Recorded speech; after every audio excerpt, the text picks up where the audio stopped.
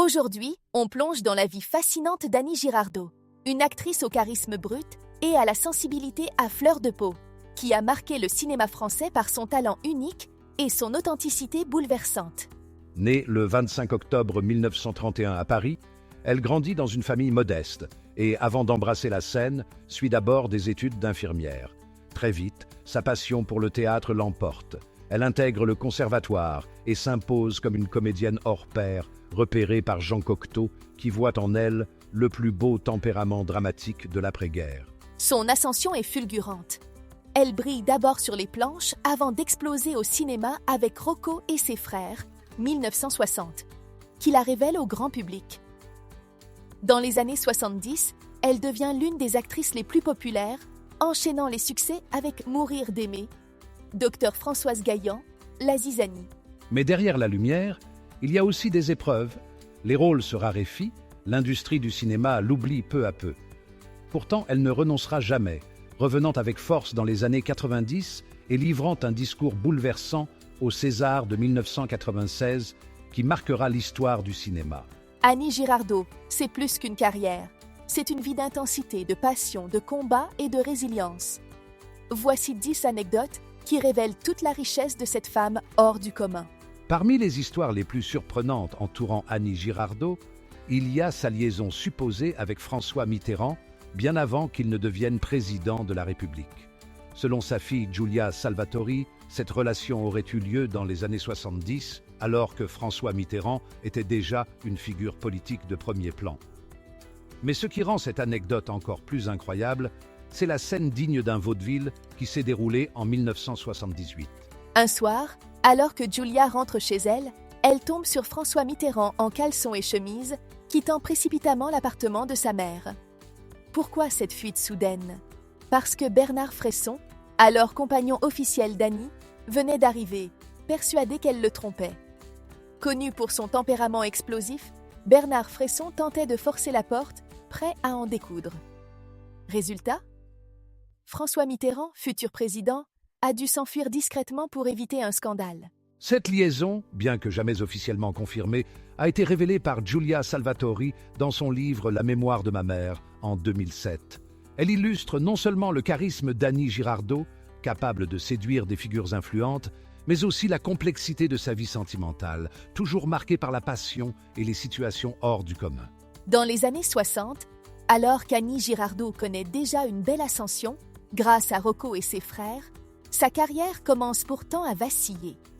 Le cinéma français, qui privilégie alors des actrices glamour comme Catherine Deneuve ou Brigitte Bardot, peine à lui offrir des rôles à la hauteur de son talent. Lassée de propositions sans relief, elle envisage même de tout arrêter. C'est alors que Claude Lelouch, jeune réalisateur en pleine ascension, après le succès de Un homme et une femme, la contacte pour Vivre, 1967. Il lui propose le rôle de Catherine, une femme blessée par l'infidélité de son mari. Annie hésite d'abord, de peur d'être enfermée dans un énième rôle dramatique, mais Claude Lelouch la convainc. Le film est un triomphe, récompensé par un Golden Globe et relance sa carrière. Grâce à ce rôle, Annie Girardot redevient l'actrice incontournable du cinéma français. Elle enchaîne les succès et devient une figure emblématique des années 70.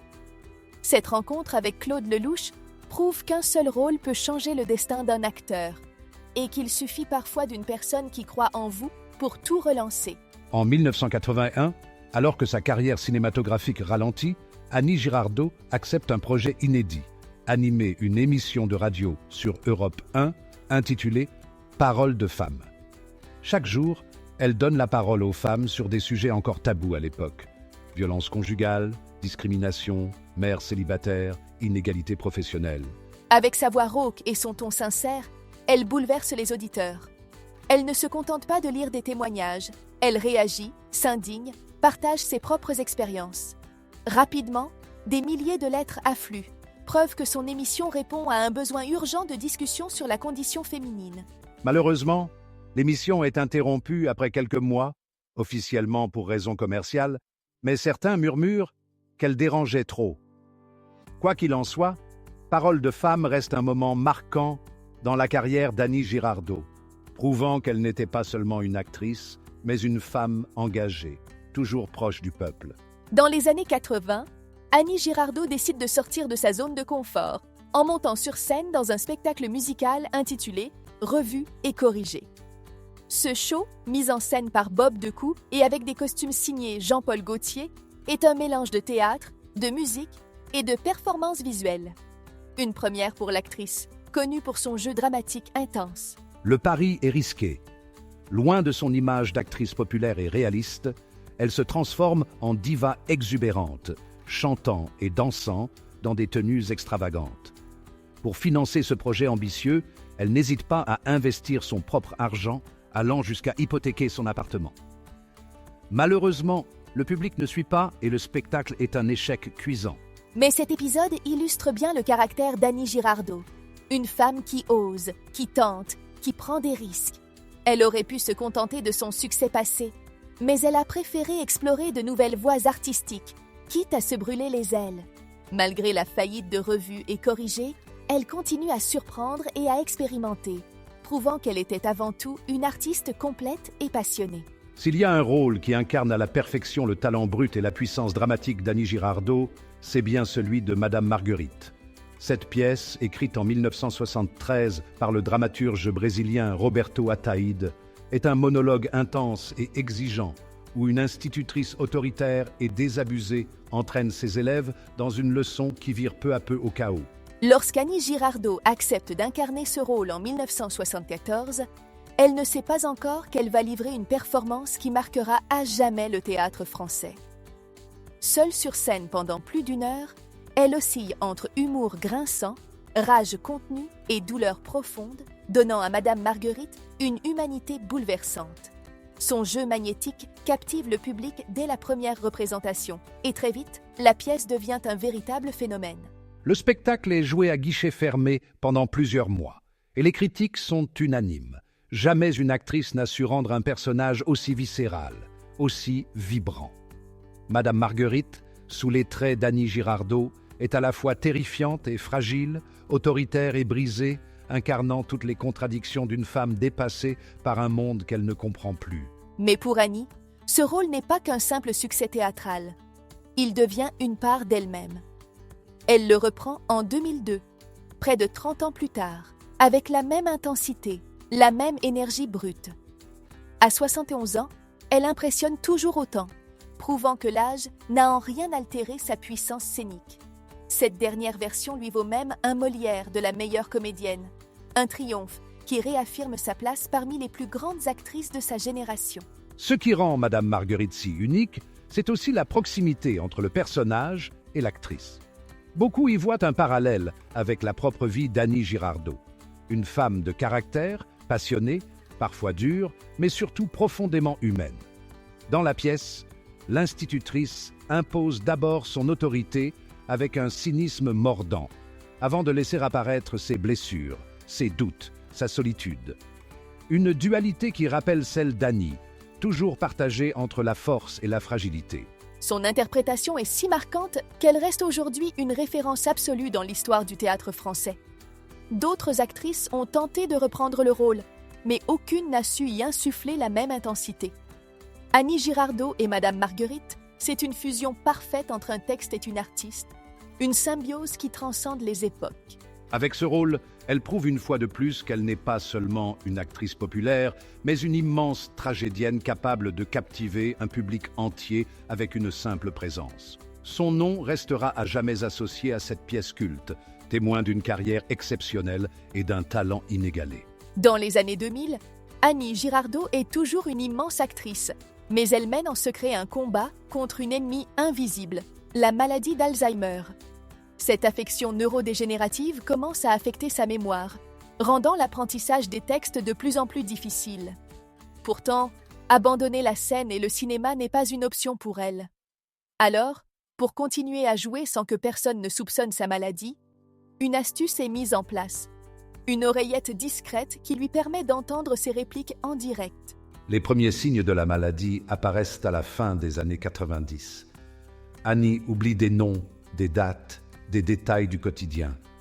Au début, elle met cela sur le compte de la fatigue, du stress. Mais très vite, Même ses dialogues deviennent difficiles à retenir.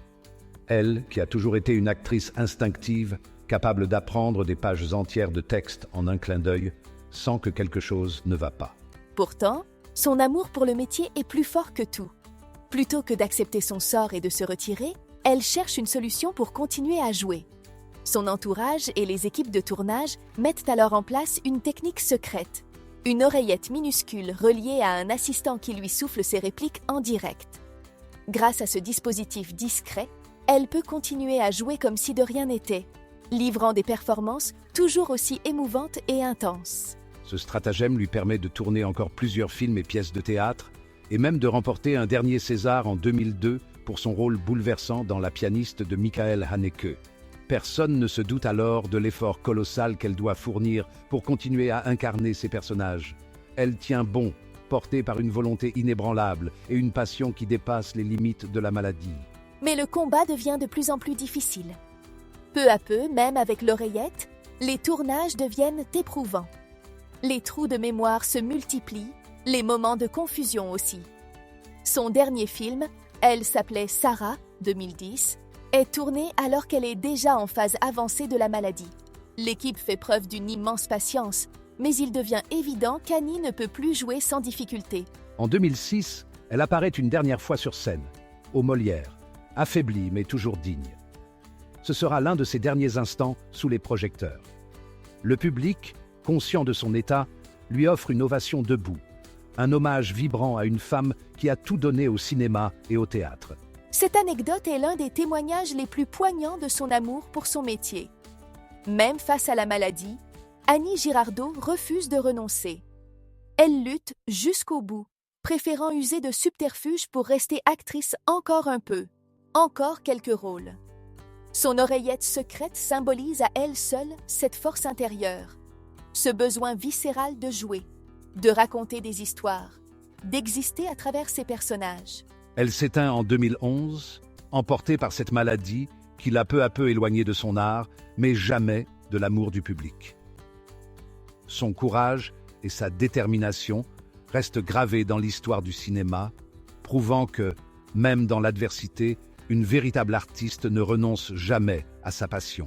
Avant de devenir une immense actrice de cinéma, Annie Girardot était avant tout une comédienne de théâtre talentueuse. Si elle a conquis le grand écran avec des rôles poignants, c'est d'abord sur les planches qu'elle a révélé son tempérament unique. Et c'est grâce à une rencontre décisive avec Jean Cocteau, l'un des plus grands artistes du XXe siècle, qu'elle a été propulsée vers la célébrité. Cette anecdote nous ramène au début des années 50. Annie Girardot, alors jeune parisienne issue d'un milieu modeste, ne se destinait pas immédiatement à une carrière d'actrice. D'abord inscrite en école d'infirmière, elle sent pourtant que sa véritable vocation est ailleurs. Elle veut jouer, incarner des personnages, vivre pleinement sur scène. Sa détermination la conduit au Conservatoire national supérieur d'art dramatique en 1949, où elle se forge une personnalité artistique hors du commun. À cette époque, le théâtre français est encore très codifié, souvent marqué par des actrices à la diction impeccable, au jeu maîtrisé mais parfois figé. Annie, elle, casse les codes. Elle est spontanée, vibrante, intense. Sa voix rauque et sa présence scénique captivent immédiatement ceux qui la croisent. Elle décroche en 1954 le premier prix de tragédie et de comédie du Conservatoire, une distinction prestigieuse qui lui ouvre les portes de la comédie française. Mais elle ne se satisfait pas de cette institution rigide. Elle veut explorer, briser les conventions, jouer des rôles modernes et puissants. C'est alors qu'un homme influent va changer son destin. Jean Cocteau.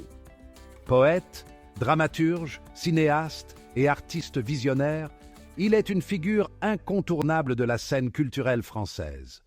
Il a le don de repérer les talents avant tout le monde. Et, lorsqu'il assiste à une représentation de La Machine à écrire en 1956, il est sidéré par la prestation d'Annie Girardot. À la fin du spectacle, il n'hésite pas à la qualifier de plus beau tempérament dramatique de l'après-guerre.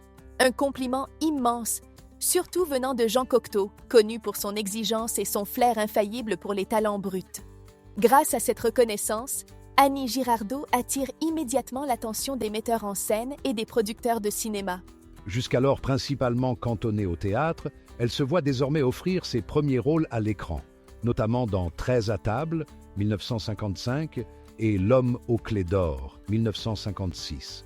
Mais c'est en 1960 qu'elle décroche le rôle qui va tout changer.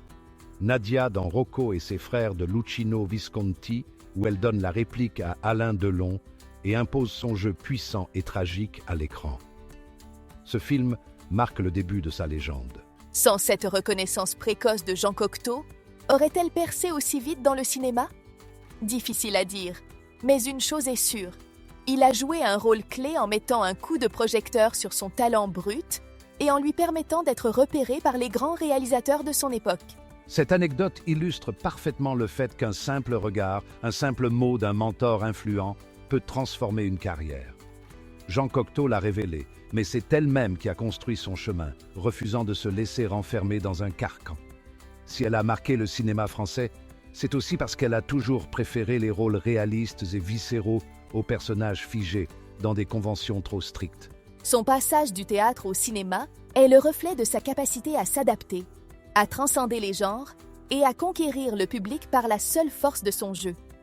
Et si aujourd'hui Annie Girardot reste une figure légendaire du cinéma français, c'est aussi grâce à cette rencontre décisive qui a confirmé qu'elle était destinée à une carrière hors norme.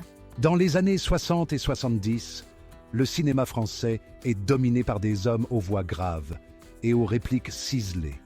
Jean Gabin, Lino Ventura, Bernard Blier, Jean-Paul Belmondo, Michel Serrault. Tous ces acteurs incarnent un certain type de cinéma, où la gouaille et la virilité sont reines.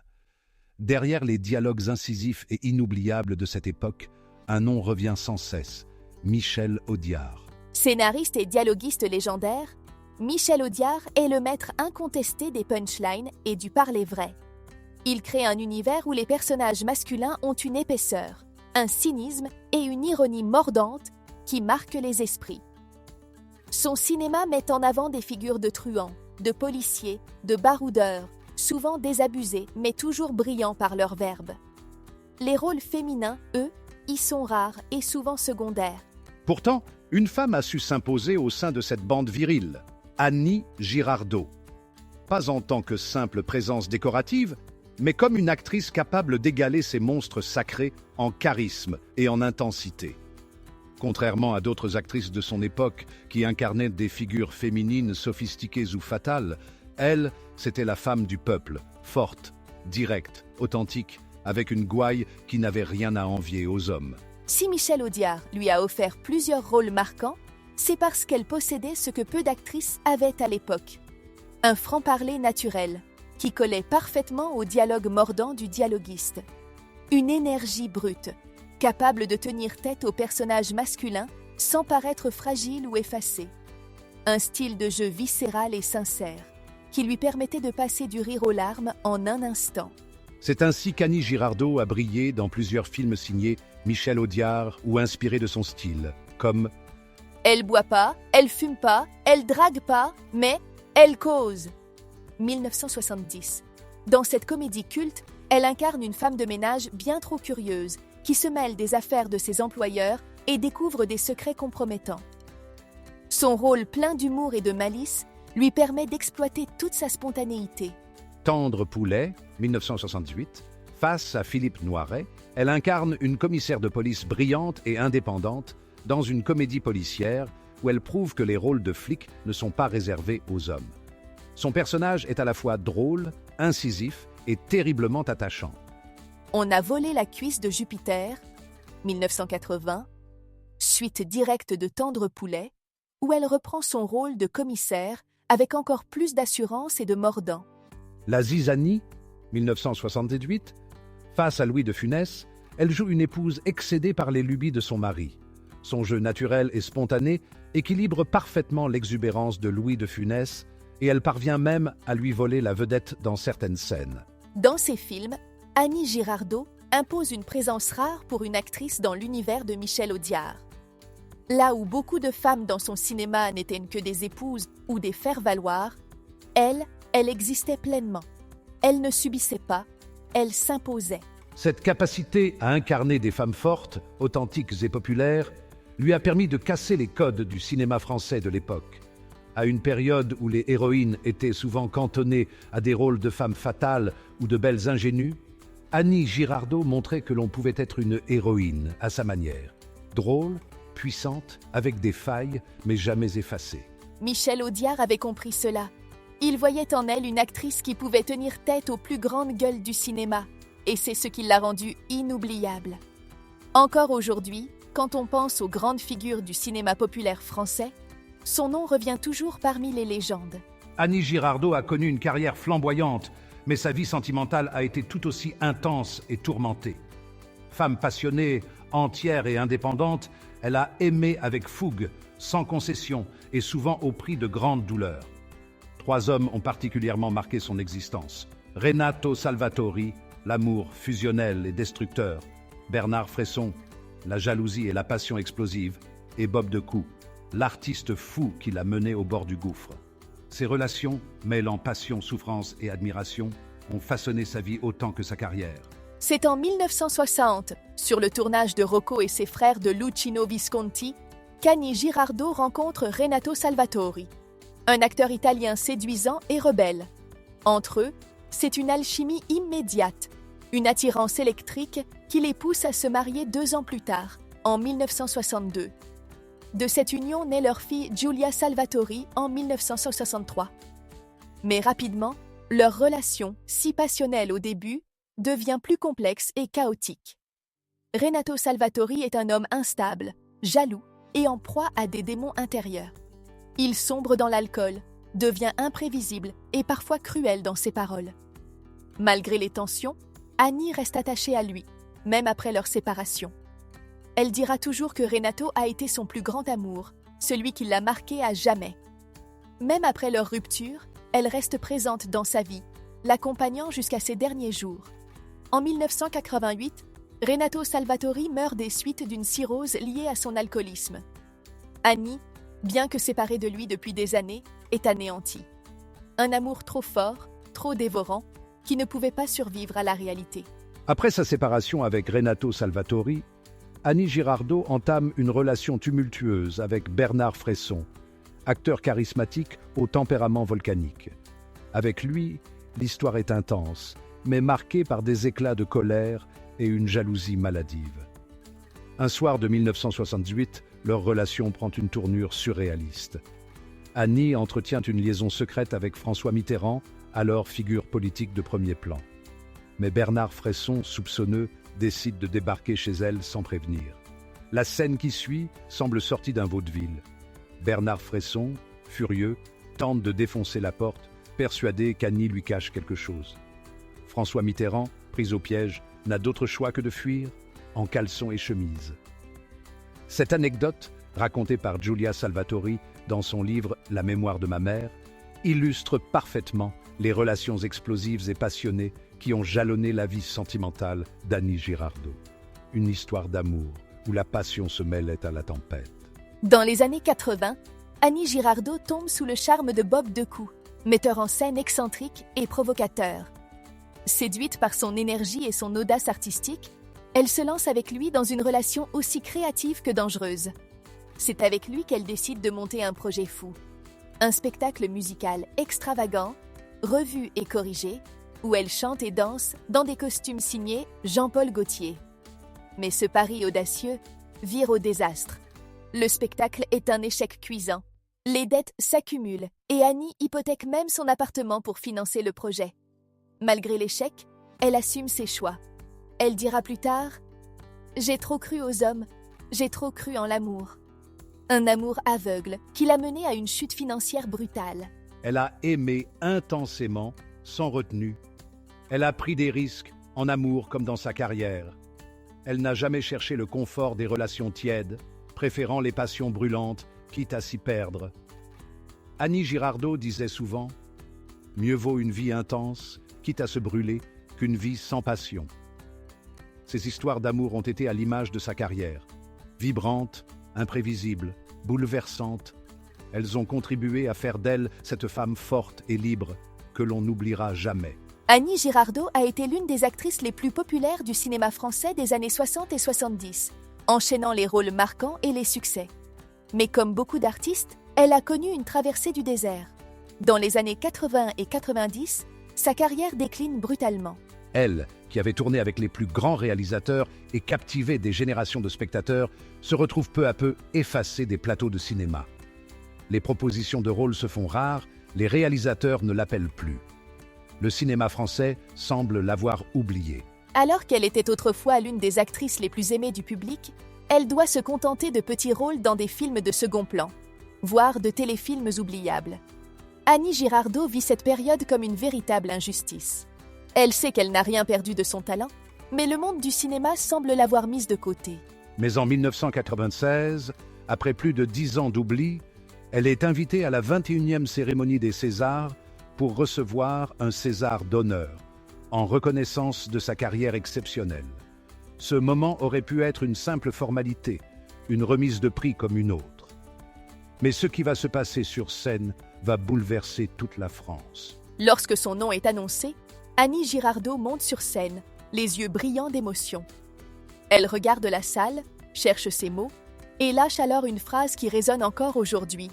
« Je ne sais pas si j'ai manqué au cinéma français, mais à moi, le cinéma français a manqué terriblement. » Un silence s'installe dans la salle. Ce n'est pas un simple discours de remerciement, c'est un cri du cœur.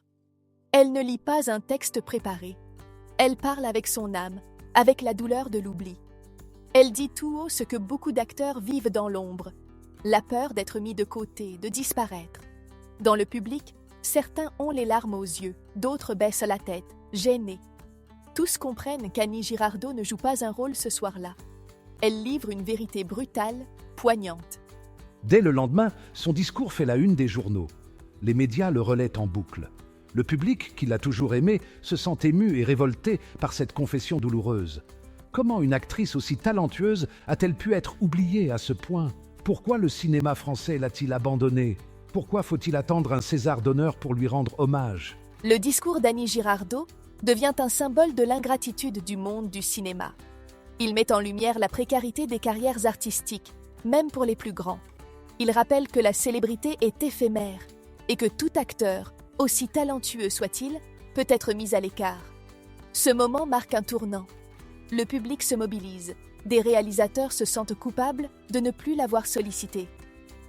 Annie Girardot ne peut plus être ignorée. Ce César d'honneur agit comme un électrochoc. Grâce à cette soirée, elle redevient visible aux yeux du cinéma français. Quelques années plus tard, elle décroche un rôle dans La pianiste 2001 de Michael Haneke, qui lui vaut un deuxième César en 2002, cette fois pour le meilleur second rôle féminin. Elle joue aussi dans Les Misérables 1995 de Claude Lelouch. Elle retrouve des rôles qui lui permettent de briller. Elle prouve qu'elle n'a rien perdu de son talent. Mais malgré ce regain d'attention, les années 2000 marquent aussi le début d'un combat plus personnel, celui contre la maladie d'Alzheimer. Peu à peu, elle s'éloigne des plateaux, avant de disparaître définitivement des écrans. Le César de 1996 n'était pas qu'un prix, c'était une revanche sur l'oubli. Son discours a marqué à jamais l'histoire des Césars. Il rappelle que les artistes vivent et meurent par le regard du public. Aujourd'hui encore, cette séquence est l'une des plus fortes jamais vues lors d'une cérémonie de cinéma. Annie Girardot, dans toute son authenticité, a offert un moment de vérité brutale, une parole sincère sur la solitude des acteurs face au temps qui passe. Elle a exprimé ce que beaucoup d'artistes n'osent jamais dire. Elle a prouvé qu'un artiste ne meurt jamais tant que son talent résonne encore dans les cœurs. Et même après sa disparition, on se souvient de ce soir-là où une femme blessée mais debout a osé dire tout haut ce que beaucoup vivent en silence. Annie Girardot a connu la gloire, l'oubli, la renaissance. Elle a été une actrice adulée, une femme de théâtre intense, une voix forte dans les médias, mais aussi une femme libre, indépendante, toujours en quête de nouveaux défis. Elle a aimé sans retenue, pris des risques, chuté, mais s'est toujours relevée avec dignité et passion. Dans les années 2000, elle fait face à un dernier combat, la maladie d'Alzheimer. Peu à peu, elle s'éloigne des écrans avant de s'éteindre le 28 février 2011 à l'âge de 79 ans. Son dernier adieu bouleverse le public et le monde du cinéma, qui lui rend hommage à travers des rétrospectives et des rediffusions de ses films. Mais au-delà de sa disparition, c'est son cri du cœur lors des Césars de 1996 qui résonne encore. Je ne sais pas si j'ai manqué au cinéma français, mais à moi, le cinéma français a manqué terriblement. Cette phrase, brute et sincère, a marqué l'histoire du cinéma. Elle a rappelé l'ingratitude de l'industrie, l'éphémérité de la gloire, mais aussi l'amour indéfectible du public pour une actrice vraie, une actrice du peuple. Annie Girardot ne disparaîtra jamais vraiment. Son talent, son intensité, ses rôles inoubliables et son authenticité restent gravés dans la mémoire collective. Aujourd'hui encore, elle inspire de nouvelles générations d'acteurs et de spectateurs. Son parcours, fait de triomphes et d'épreuves, demeure une leçon de passion et de résilience. Annie Girardot n'était pas seulement une actrice. Elle était une femme qui a tout vécu, tout osé, et qui, même absente, continue